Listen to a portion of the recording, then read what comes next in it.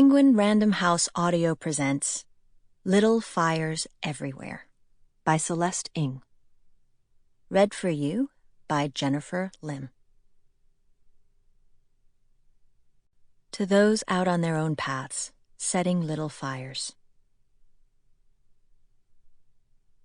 Whether you buy a home site in the school section, broad acres in the Shaker Country Estates, or one of the houses offered by this company in a choice of neighborhoods, your purchase includes facilities for golf, riding, tennis, boating. It includes unexcelled schools, and it includes protection forever against depreciation and unwelcome change. Advertisement: The Van Swearingen Company, creators and developers of Shaker Village. Actually, though, all things considered, people from Shaker Heights are basically pretty much like people everywhere else in America.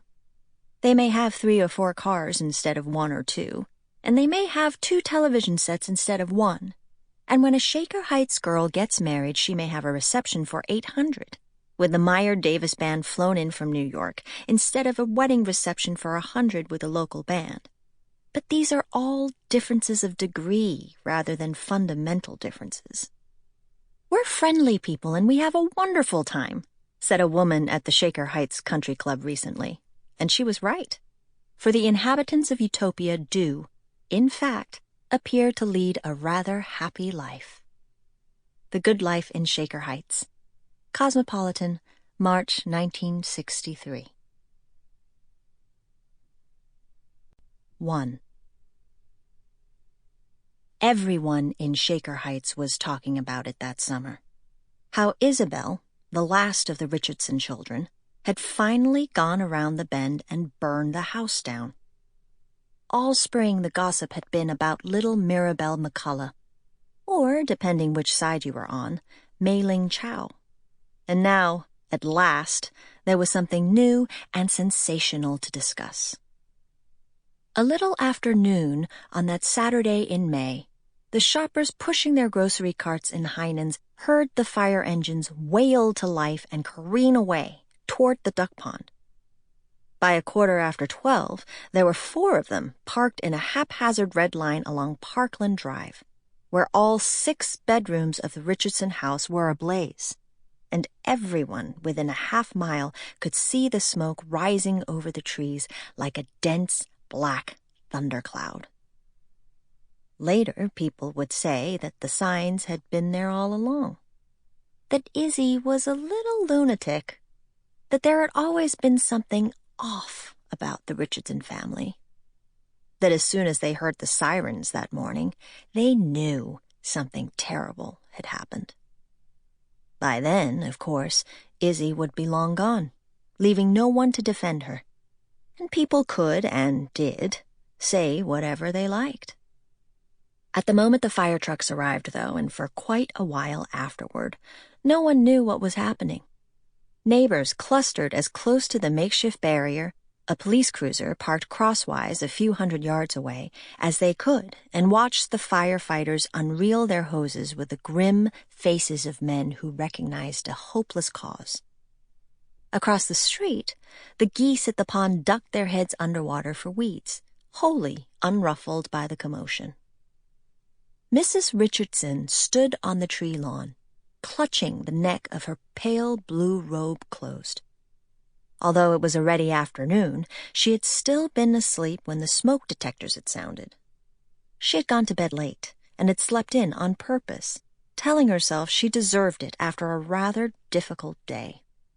The night before, she had watched from an upstairs window as a car had finally pulled up in front of the house.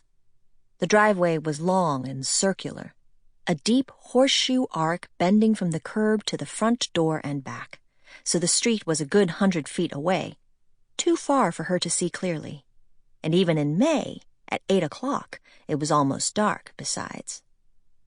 But she had recognized the small tan Volkswagen of her tenant, Mia, in its headlights shining.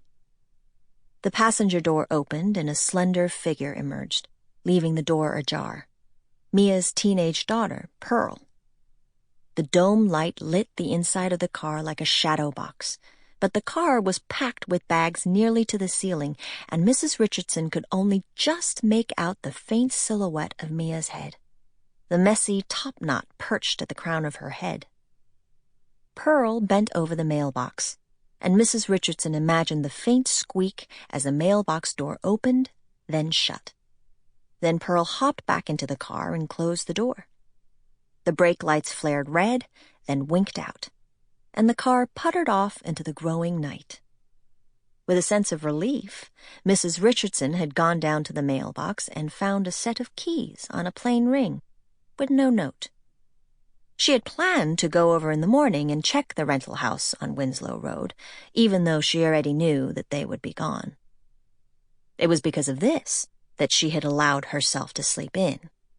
And now it was 12:30, and she was standing on the tree lawn in her robe and a pair of her son Tripp's tennis shoes, watching their house burn to the ground. When she had awoken to the shrill scream of the smoke detector, she ran from room to room looking for him, for Lexi, for Moody. It struck her that she had not looked for Izzy, as if she had known already that Izzy was to blame. Every bedroom was empty except for the smell of gasoline and a small crackling fire set directly in the middle of each bed, as if a demented Girl Scout had been camping there. By the time she checked the living room, the family room, the rec room, and the kitchen, the smoke had begun to spread, and she ran outside at last to hear the sirens, alerted by their home security system, already approaching. Out in the driveway, she saw that Tripp's Jeep was gone, as was Lexi's Explorer, and Moody's bike, and, of course, her husband's sedan. He usually went into the office to play catch-up on Saturday mornings. Someone would have to call him at work. She remembered then that Lexi, thank God, had stayed over at Serena Wong's house last night. She wondered where Izzy had gotten to. She wondered where her sons were, and how she would find them to tell them what had happened. By the time the fire was put out, the house had not, despite Mrs. Richardson's fears, quite burned to the ground. The windows were all gone, but the brick shell of the house remained, damp and blackened and steaming, and most of the roof, the dark slate shingles gleaming like fish scales from their recent soaking. The Richardsons would not be allowed inside for another few days, until the fire department's engineers had tested each of the beams still standing. But even from the tree lawn, the closest the yellow caution tape would allow them to come, they could see there was little inside to be saved. Jesus Christ, Lexi said. She was perched on the roof of her car, which was now parked across the street, on the grass bordering the duck pond. She and Serena had still been asleep, curled up back to back in Serena's queen size, when Dr. Wong shook her shoulder just after 1, whispering, Lexi, honey, wake up. Your mom just called."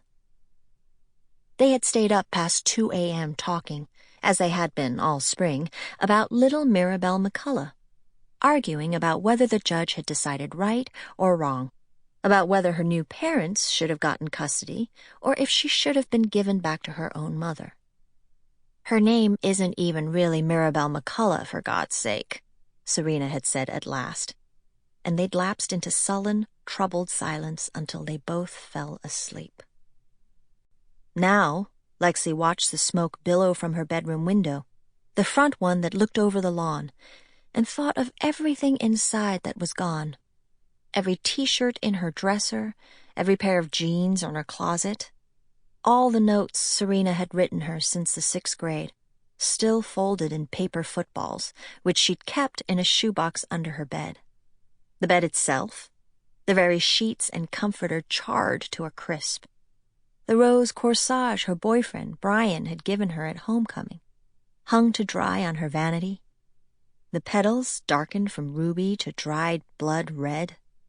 Now it was nothing but ashes. In the change of clothes she had brought to Serena's, Lexi realized suddenly she was better off than the rest of her family. In the back seat she had a duffel bag, a pair of jeans, a toothbrush, pajamas.